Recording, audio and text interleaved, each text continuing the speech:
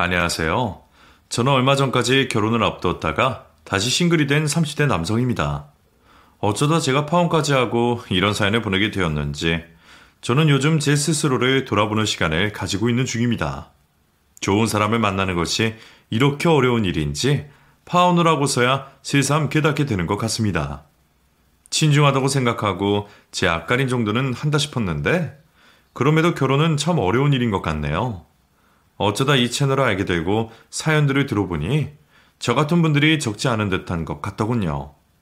저처럼 파혼에서 끝나지 않고 결국 이혼까지 하신 분들을 보면 저는 차라리 파혼으로 끝나 다행이지 않을까 많은 생각이 들곤 합니다. 그래서 저도 그분들처럼 제 사연을 공유해보려 합니다. 사실 저는 파혼을 겪기 전까지는 인생에 큰 굴곡이 없던 사람이었습니다. 그건 감사하게도 저희 부모님 덕분이었죠. 오랫동안 금은방을 운영하셨던 부모님은 어려운 시기를 매번 잘 버텨내시며 오랫동안 노력하신 끝에 남부럽지 않은 성공을 가지게 되신 분들이셨습니다. 시장 한켠 작은 금방에서 시작해 사업을 성공으로 이끄신 부모님 덕분에 저는 모자람 없는 환경에서 자랄 수 있었고 그런 부모님의 덕을 늘 감사히 생각하고 있었습니다. 그런 저는 저를 잘 키워주시고 좋은 기회와 발판을 마련해주신 부모님에 대한 존경심에 부모님의 가업을 이어받기로 결심했습니다. 그래서 경영대를 졸업하고 열심히 전문 자격들을 따내며 젊은 나이에 주얼리샵을 운영하게 되었죠. 젊은 나이에 사업을 시작하였지만 부모님이 안 계셨다면 그렇게 쉽게 시작할 수 없었을 거라는 것을 저도 잘 알고 있었기에 저는 한 번도 자만하지 않았습니다. 오히려 부모님께 누가 되지 않으려 노력하면서 부모님의 가업을 이어받아 잘 키워내고 싶었죠. 저는 남들과 달리 안정적인 발판을 가지고 사업을 시작하였지만 그래서 더더욱 열심히 노력할 수밖에 없었습니다. 남들이 거저 얻은 행운이라고 생각하지 않게 하기 위해 제 스스로도 떳떳하기 위해 저는 무척 열심히 살아왔습니다. 남들이 여행 가고 즐길 시간에 저는 일을 붙잡고 있었고 늘 바쁘게 살 수밖에 없었죠. 그러다 보니 취미라고 할 것도 없었고 연애도 쉽지 않았습니다.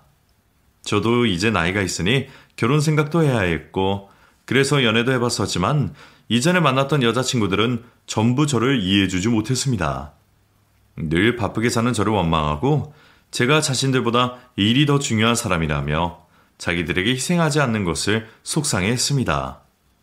저도 나름 시간을 빼서 챙기려고 했지만 그들이 원하는 것은 늘 그 이상이었습니다.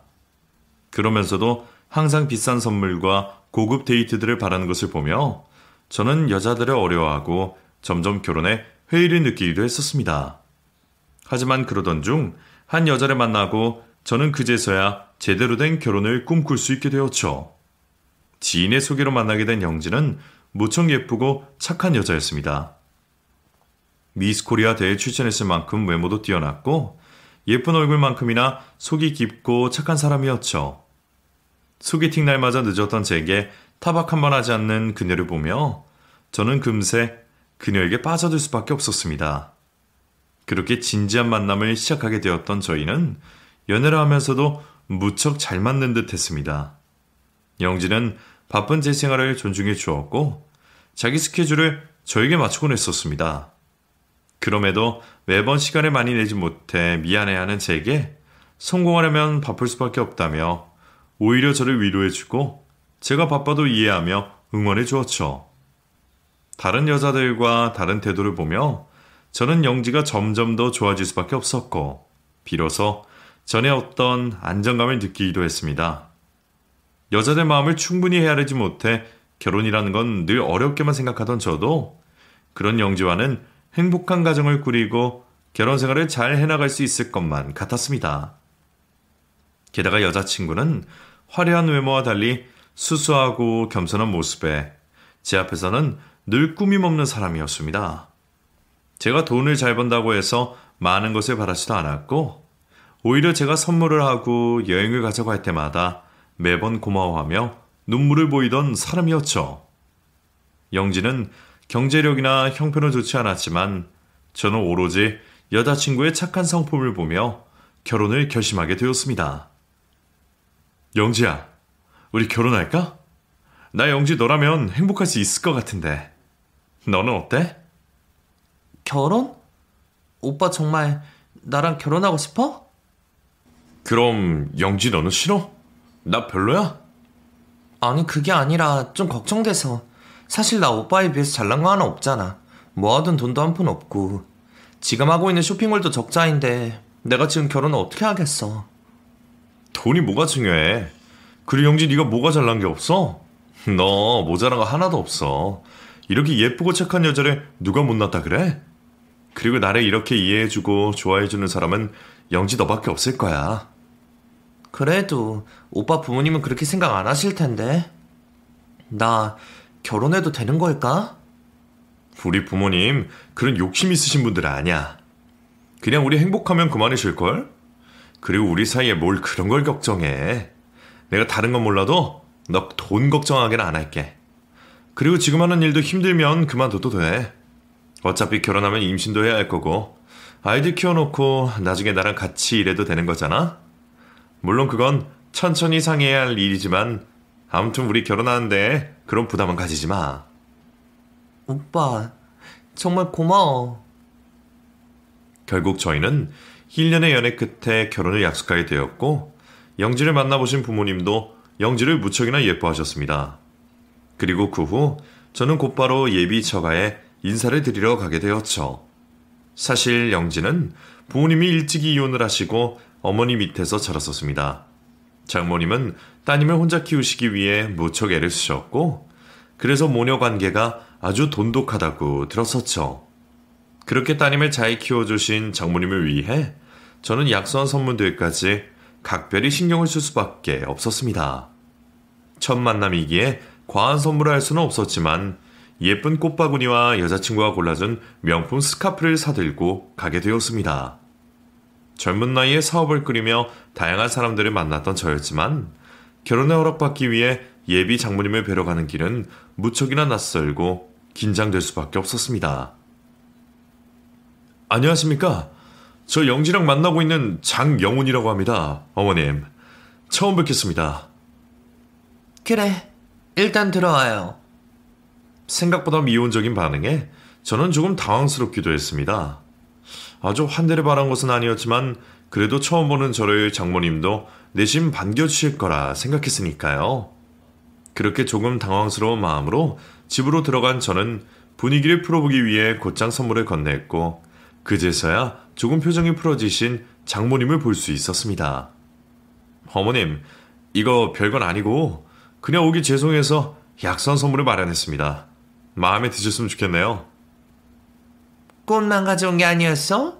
이게 뭐야? 이거 비싼 스카프네? 어머, 뭐하러 이런 걸 사왔어? 세상에 새고 온 거 좀 봐라. 너무 예쁘다. 엄마, 그거 내가 같이 골라준 거야. 엄마 취향에 딱있지? 그랬어? 역시 영진이가 보는 눈이 있다. 엄마랑 딱이다. 너무 마음에 들어? 엄마, 오빠한테도 고맙다 해야지. 오빠 선물이잖아. 그래, 자네한테도 고맙네. 잘 쓸게. 아닙니다. 마음에 드셔서 다행이에요. 형제가 잘 골랐네요. 어머님이랑 잘 어울리십니다. 그치? 잘 어울리지? 우리 영지가 워낙 센스가 있어. 얘는 어딜 가나 사랑받을 애라니까? 그래서 그런지 우리 영지 어릴 적부터 주변 엄마들이 영지를 며느리 삼겠다고 얼마나 탐을 내던지 옛날부터 난리도 아니었었어. 게다가 미스 코리아 되고 난 이후로는 여기저기서 선자리도 참 많이 들어왔었지. 그땐 우리 딸이 너무 어려서 결혼은 아직 이르다 싶어서 다 거절했었는데 얼마나 대단한 집들에서 그랬던지. 재벌 2세까지 우리 딸을 만나보겠다고 대시를 하고 그랬을 테니까. 그때 그 남자가 영진한테 비싼 선물하고 그러지 않았었니? 엄마, 오빠 앞에서 왜 그런 얘기를 해? 뭐 어때? 더 지난 얘기인데. 자네 혹시 기분 나쁜 건 아니지? 나도 그냥 옛날 이야기 하는 거야. 예, 괜찮습니다. 그래. 우리 영지가 그때 의사, 변호사에 재벌 아들까지 쫓아다니는 바람에 귀찮아서 애 좀 먹었거든. 연락했던 사람 중에 연예인도 있었지 아마? 난 아직 우리 딸 시집 보낼 생각이 없는데 다들 왜들 그러는지. 멋대로 나를 찾아와서 장모님이라고 그러지를 않나, 선물을 갖다 주지 않나, 아주 난리였었어. 그때 아마 몇백만 원치는 받았을 거야, 그치? 그래서 솔직히 나는 영지가 내심 전문직 정도는 만날 줄 알았었는데. 예쁜 딸 자랑에 여념이 없던 장모님은 제 앞에서 영지에게 관심을 갖던 대단한 남자들 얘기를 하시더니 아무래도 저는 그 정도는 아니다 싶으신지 저를 탐탁치 않아 하셨습니다. 아, 엄마, 왜 자꾸 옛날 얘기를 해? 재벌 2세 의사, 그런 거 내가 싫다니까. 사람 배경 보고 결혼하는 것도 아니고 사랑이 제일 중요하잖아. 그리고 우리 오빠도 대단한데 왜 그래? 웬만한 전문직보다는 우리 오빠가 더 잘 벌걸? 주얼리샵 운영하고 있는데 돈이 문제야? 그래? 자네 능력 좀 있나? 보석 팔아서 돈이 좀 되는 거야? 아, 예. 뭐 열심히 하고 있고 아마 어머님이 걱정하실 정도는 아닌 것 같습니다. 물론 어머님이 원하시는 만큼 대단한 사이는 아닐지 모르겠지만 저희 결혼해도 제 영지 고생시킬 일은 없을 겁니다. 저 영지 위에 다 해줄 수 있고 영지 행복하게 해주겠습니다. 엄마, 집도 오빠네 부모님이 마련해 주시겠대. 저기 서초동에 땡땡 아파트 엄마도 알지? 어머, 그래? 벌써 거기까지 얘기가 된 거야? 예, 자세한 건 상견례에서 어른들끼리 나누셔야겠지만 결혼 문제에서도 걱정하실 건 없으실 겁니다. 그럼 내가 또 조금 마음이 놓이네. 사실 나도 자네가 열심히 산다는 얘기는 영지한테서 들었지만 젊은 사람이 잘 모르는 사업한다니까 걱정이 되더라고. 내가 뭐 보석 그런 걸 아나? 그런데 어른들도 도와준다고 하시고 자네도 우리 딸 고생 안 시키겠다고 하니까 나도 믿어봐야겠지. 그럼 중요한 얘기는 어른들끼리 하는 걸로 하고 얼른 상견례 날을 잡게. 다행히 장모님께서는 저를 믿고 결혼을 허락하셨고 저희는 곧바로 상견례 날짜를 잡게 되었습니다. 그렇게 상견례 날이 되었고 드디어 본격적인 결혼 이야기를 나누게 되었습니다. 예쁘고 싹싹한 영지를 마음에 들어 하셨던 부모님은 저희 결혼을 최대한 도와주고 싶어 하셨고 그래서 팔아도 비싸게 받을 서초동 아파트를 아무 조건 없이 내어주기로 하셨습니다. 신축은 아니지만 잘 지은 구축이나 내부도 깨끗하고 당장 입주를 해도 아무 문제가 없는 집이었죠. 그런 집을 주신다는 부모님께 저는 감사할 따름이었습니다. 하지만 장모님은 그걸로는 아쉬운 듯 하셨죠. 근데 집이 보기에는 깨끗하긴 한데 요즘 애들 스타일이랑도 안 받고 입주하기 전에 리모델링을 좀 했으면 하는데요. 제가 알아보니까 한 1억 정도면 대강한다 그러던데 어떻게 생각하세요? 인테리어만 1억이요? 생각보다 조금 비싸기는 하네요. 근데 나중에 직접 보시면 아시겠지만 거기가 워낙 고급으로 나온 아파트라서 장식도 깔끔하고 지금도 아주 깨끗하고 튼튼하거든요. 제 생각에는 벽지랑 바닥 정도만 하면 될 것 같은데 그건 별로신가요? 아무리 고급이라도 요즘 애들 취향에 맞아야죠. 저희 딸애가 워낙 자기처럼 예쁜 걸 좋아하거든요. 어차피 평생 살 집이면 미리 손을 보는 게 좀 낫지 않을까요? 예상하지 못한 리모델링 얘기에 부모님도 당황하시는 듯 하셨지만 이왕 해줄 거면 제대로 해주자며 장모님이 원하시는 대로 1억의 리모델링비까지 지원을 약속하셨어요. 인테리어 비용이야 제가 해도 되는 거지만 부모님께서는 하나뿐인 자식이 결혼하는데 제대로 해주시고 싶으시다며 끝까지 지원을 아끼지 않으셨습니다. 이왕 하는 거 아이들이 좋다는 대로 해야겠죠. 그럼 아이들끼리 상의해서 취향껏 인테리어 하는 걸로 하고 저희가 끝까지 도울 테니 사돈도 집 문제는 걱정 놓으세요. 그래 주시면 감사하죠. 신혼집에 인테리어까지 해주신다고 그러시니 제가 뭐라 말씀을 드려야 할지 모르겠네요. 저희 딸 예뻐해 주셔서 감사합니다. 감사는요. 결혼하면 영지도 저희 자식이나 다름없는데 아이들에게 해주는 것은 전혀 아깝지 않죠. 그러니 부담 갖지 않으셔도 됩니다. 저희는 아이들만 행복하면 되니까요. 그럼요. 저도 아이들만 행복하면 더 바라는 게 없습니다. 저도 장서방 제 자식처럼 생각하죠. 그래도 먼저 이렇게 위해 주시고 생각해 주시니 제가 몸둘 바를 모르겠습니다. 신혼집을 이렇게 해주시면 예물은 어떻게 해주시려는지 기대되네요. 장모님은 이혼하고 혼자 힘들게 키운 딸을 시집 보낸다며 남부럽지 않게 결혼하길 바라셨고 예물과 예단에도 기대가 많아 보이셨습니다. 너무 당당하게 요구를 하시는 것들이 이상했지만 저는 수수한 여자친구를 믿으며 결혼을 진행하게 되었죠. 하지만 결혼을 준비할수록 저는 장모님 때문에 스트레스를 받을 수밖에 없었습니다. 부모님이 신혼집에 예물까지 해주기로 하셨으면 더 바라시는 게 없을 줄 알았더니 장모님의 요구는 끝이 없었습니다. 주얼리샵을 운영하는 저를 두고도 비싼 브랜드에서 예물을 해야 한다며 억지를 부리시고 호텔에서 결혼식을 했으면 좋겠다. 영지가 1,000만 원짜리 드레스를 입었으면 좋겠다며 자꾸 과한 것들을 바라고 계셨습니다. 그래도 한 번뿐인 결혼식이지 않나. 우리 딸애가 입을 드레스인데 아무거나 입혀도 되겠어? 자네도 영지가 예쁜 모습 보고 싶지 않아? 그렇다고 해도 하루 대여료가 1,000만 원은 너무 비싼 것 같은데요. 연예인들은 다 이 정도 입는다는데 왜 그래? 괜히 아끼지 말고 쓸 때 제대로 쓰지 그래.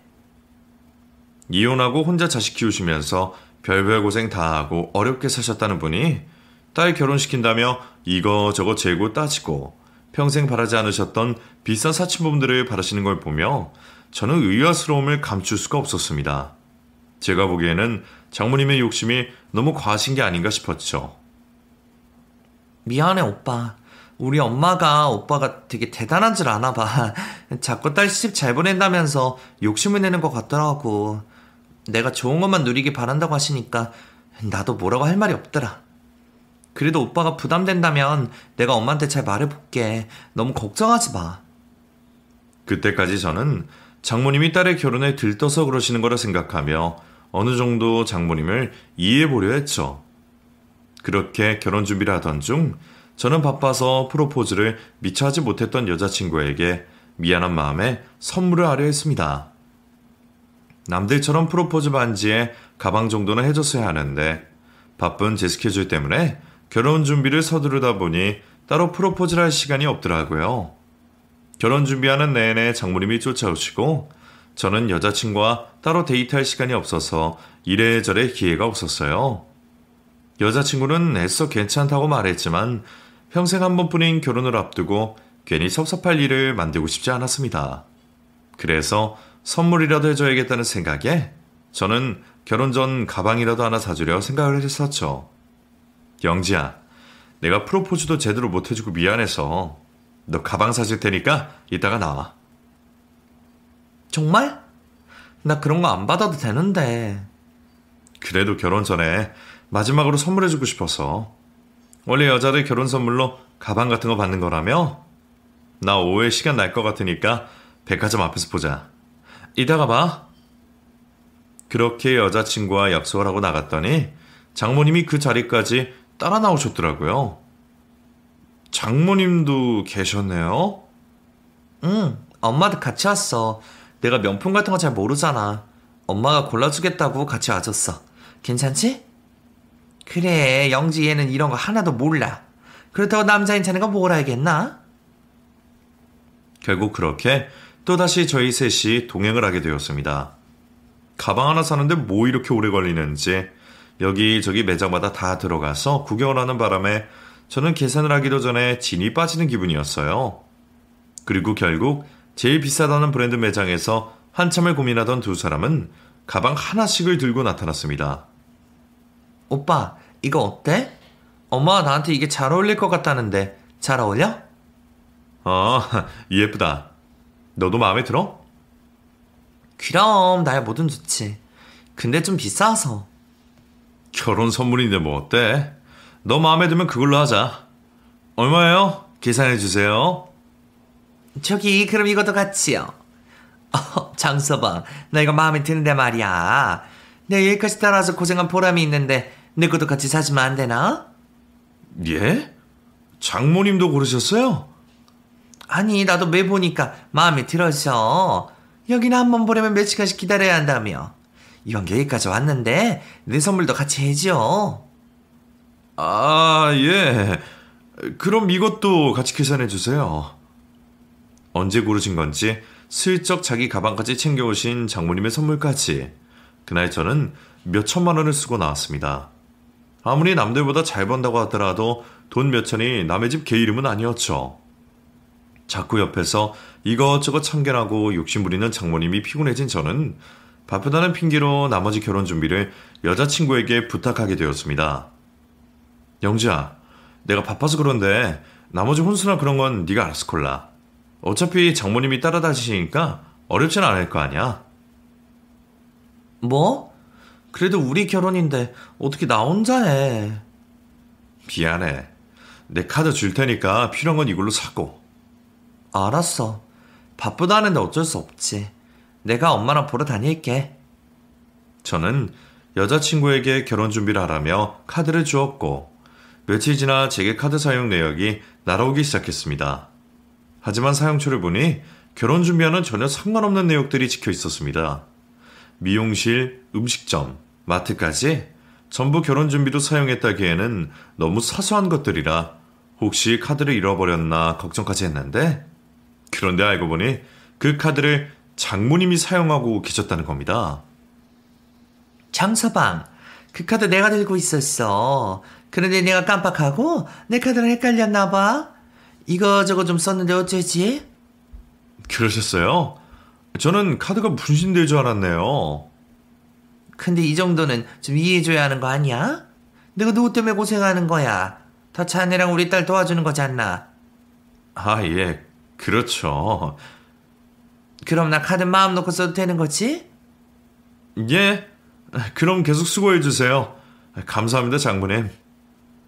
당당하게 계속 쓰겠다고 하는 것이 황당하기는 했지만 그래봤자 생활비로 얼마를 쓰겠냐며 저는 대수롭지 않게 생각했습니다. 그런데 점점 장모님의 씀씀이가 커지는 것을 보며 저는 결국 카드를 다시 받아올 수밖에 없었습니다.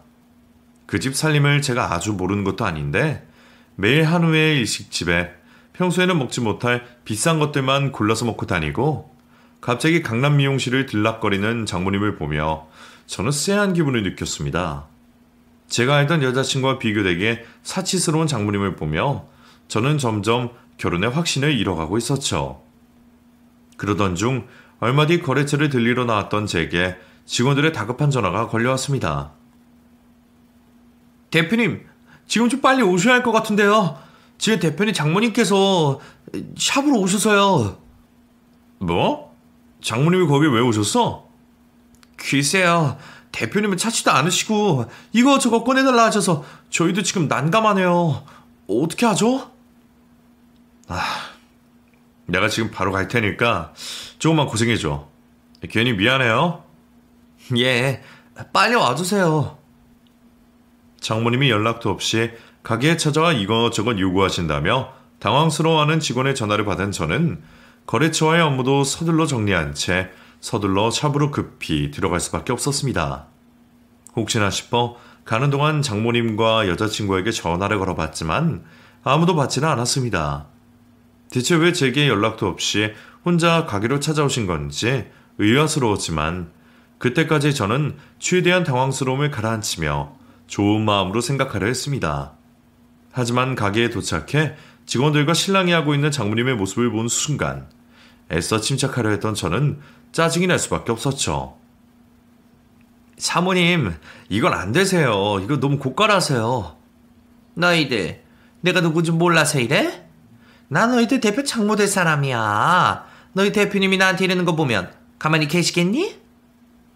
장모님은 직원들 앞에서 저를 거들먹거리며 과도한 요구를 하고 있었습니다.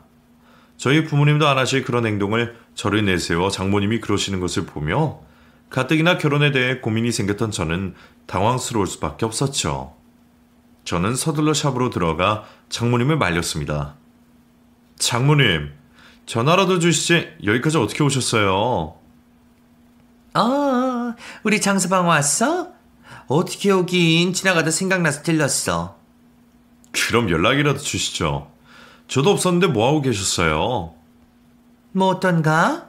우리 사회 가게인데 언제라도 올 수 있는 거지. 요즘 내 목이 좀 허전해서 목걸이 하나 골라보려고. 안 그래도 잘하네 장서방. 이 직원들이 말이야 내가 이것 좀 꺼내달라는데 싫다 그러네. 근데 장모님, 그 목걸이는 좀 곤란해서요. 목걸이가 필요하시면 다른 적당한 것도 많은데 다른 걸 보시면 어떨까요? 왜? 이게 엄청 대단한 건가? 하긴 다이아가 예술이긴 하네. 이런 건 많이 비싼 건가? 장모님이 직원에게 꺼내놓으라며 실랑이를 벌이고 있던 목걸이는 다이아 가격만 10억이 되는 10캐럿짜리 고급 다이아 목걸이였습니다. 서울 아파트 한 채 가격과 맞먹는 고가의 목걸이였기에 아무리 장모님이라도 함부로 보여드리기가 어려운 물건이었죠. 장모님, 이게 10억도 넘는 거라서요. 다른 걸 추천해드릴 테니 이쪽으로 와보시겠어요? 회유를 하려는 저를 보며 장모님은 기분 나빠하셨습니다. 아니 이게 10억이든 20억이든 그래봤자 목걸이인 거지. 그냥 한 번만 좀 차보겠다니까. 내가 한번 차본다고 달아없어지기라도 하나? 왜? 내가 사지도 못할 목걸이 차본다니까 기분이 나빠? 자네나 이렇게 기분 나쁘게 해도 되겠어? 사모님, 여기 사파이어와 다른 것들도 많이 준비되어 있습니다. 디자인적으로도 사모님께 어울리실 거예요. 너는 뭐야? 뭔데 어른들 얘기하는데 끼어들어? 너 그따위로 일하라고 배웠어? 말려하는 저 때문에 화가 많이 나셨는지 엄한 직원에게까지 화풀이 하시는 장모님 때문에 저는 결국 장모님께 10캐럿 다이아 목걸이를 내어드렸습니다. 김 실장, 장모님 걸어드리세요. 거봐, 대표님도 그러라고 하시지 않니? 장서방 걱정할 거 없어. 내가 설마 뭐 스크래치라도 낼까봐. 어머 이것 봐봐. 이래서 보석은 쳐봐야 하는 거야. 그냥 떡하니 누워있을 때는 이게 10캐럿인지 뭔지 값어치가 안 보이더니 내가 해보니까 이제야 태가 나네. 어때 장서방? 나한테 잘 어울리지 않나? 예? 아니, 잘 어울리네요. 그럼 한번 해보셨으면 이제 풀을까요? 아니 장서방 왜 그렇게 성격이 급해?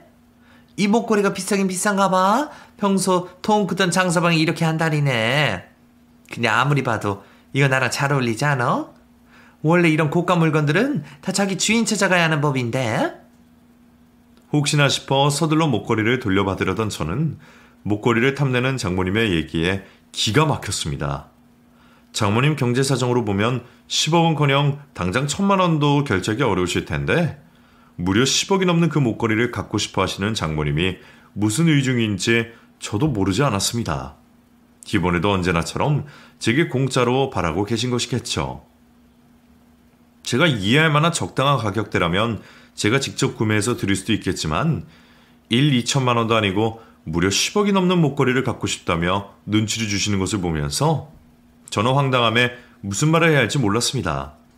제가 할 말 없이 헛웃음만 짓고 있으니 장모님은 대놓고 얘기를 꺼내시더군요. 장서방, 이거 그냥 놔주게. 어차피 직원 당장 사겠다는 사람도 없다며.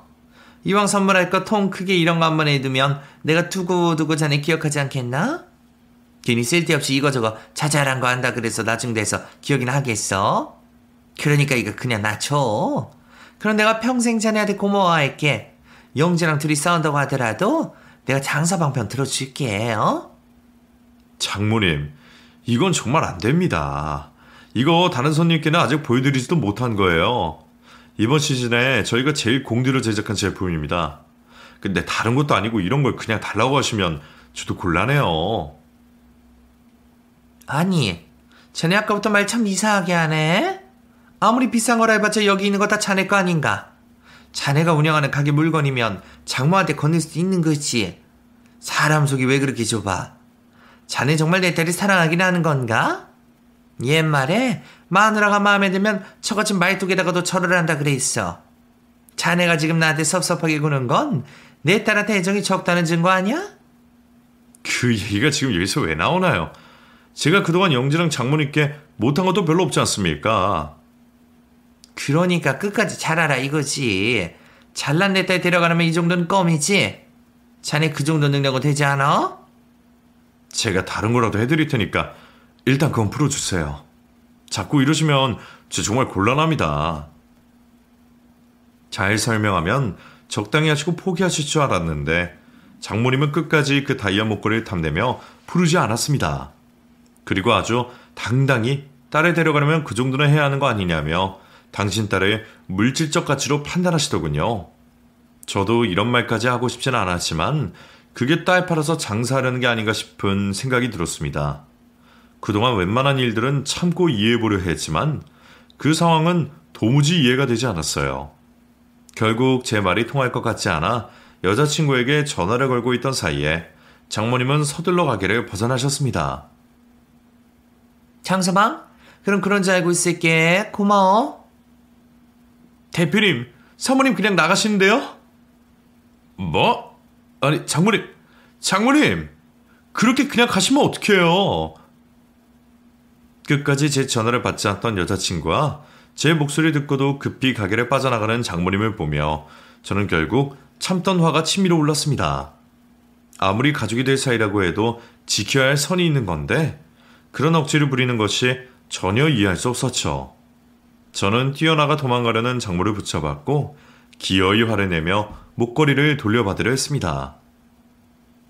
이제 그만 좀 하시죠. 제가 참는 것도 여기까지입니다. 더 이상 고집 부리시면 저 장모님이랑 잘 지낼 수 없습니다. 얼른 목걸이 돌려주시고 다음에 얘기하시죠. 어머머, 자네 지금 나한테 화내는 건가? 자네 설마 우리 영지한테도 그러나? 자네 이렇게 폭력적인 사람이었어? 그러게 왜 제가 이런 말까지 하게 만드십니까? 먼저 억지 피운 건 장모님이시잖아요. 세상에, 자네 이러다가 나 아주 잡겠어? 아무리 비싸봤자 결국 목걸이 하나인데 이거 가지고 장모한테 이래도 되는 거야? 어디 장모 앞에 화를 내고 장모를 이렇게 무시해? 제가 욕을 한 것도 아니고 소리를 지른 것도 아닌데 화를 낸다며 폭력적이라니. 이제야 본색을 드러내는 거니.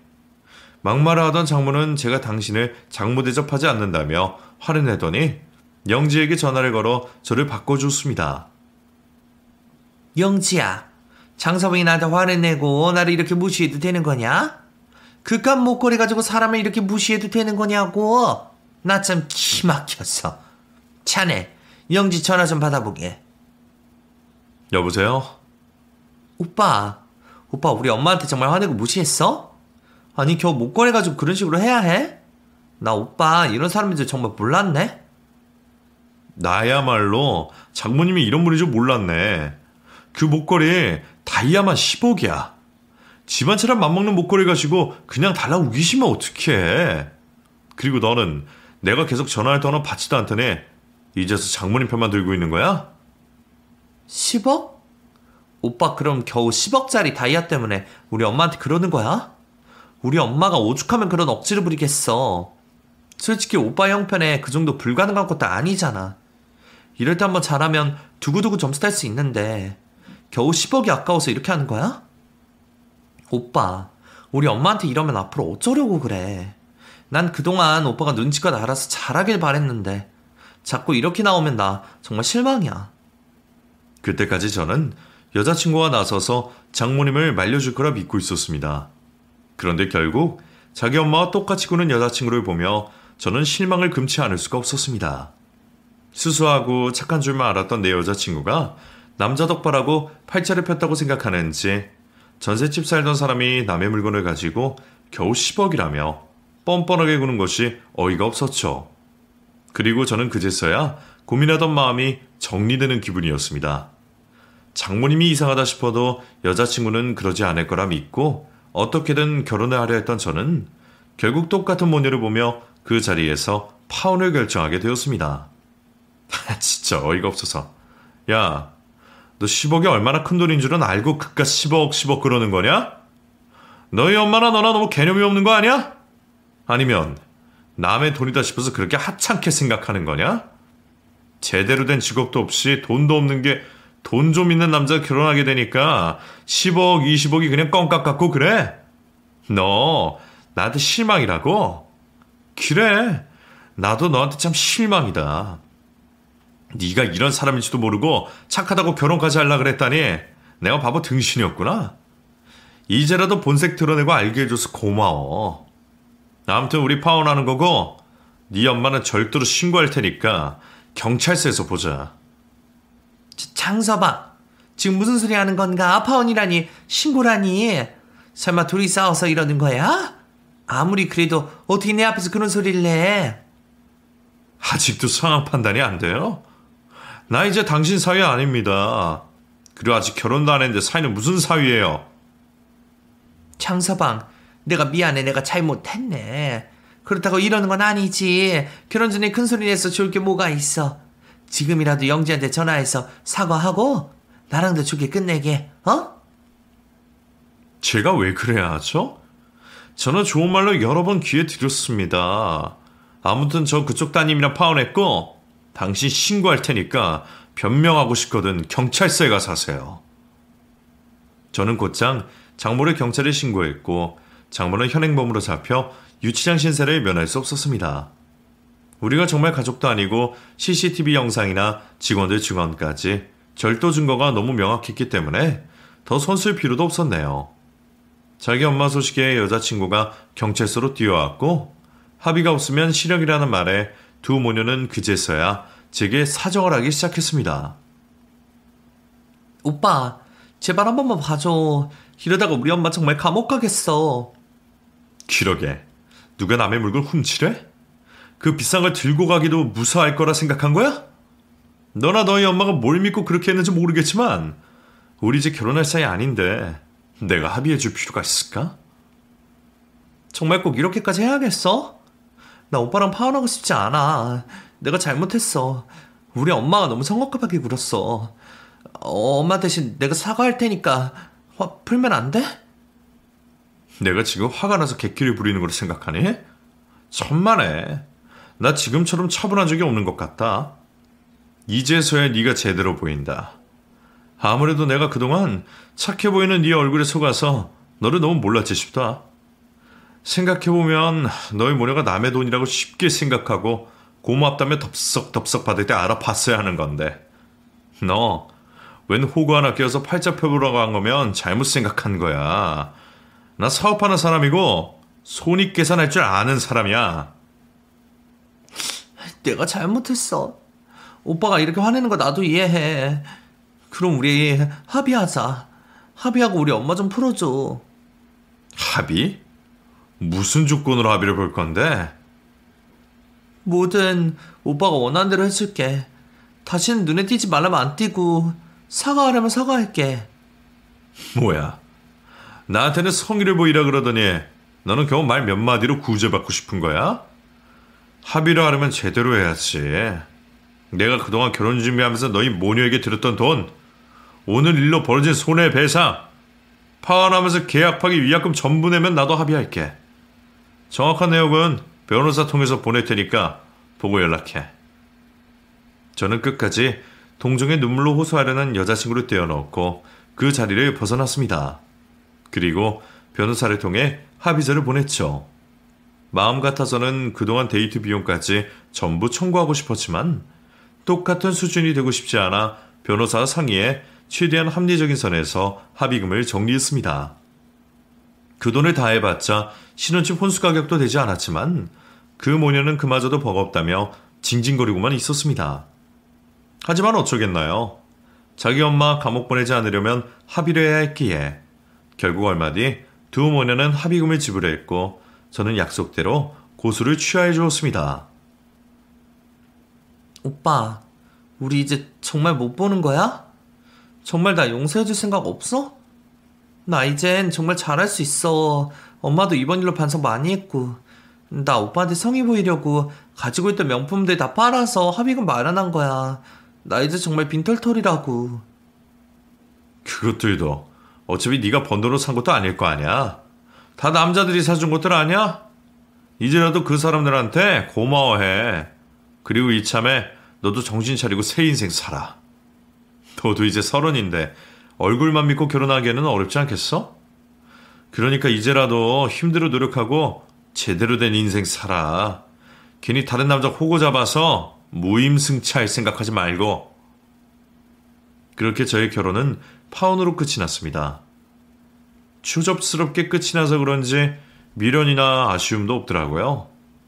그냥 이제라도 정신을 차려서 다행이구나, 이혼만은 면했구나 싶은 생각이었죠. 부모님은 자세한 내막까지는 모르시지만 제 성격을 아시기에 알아서 잘 결정했으리라 믿고 계십니다.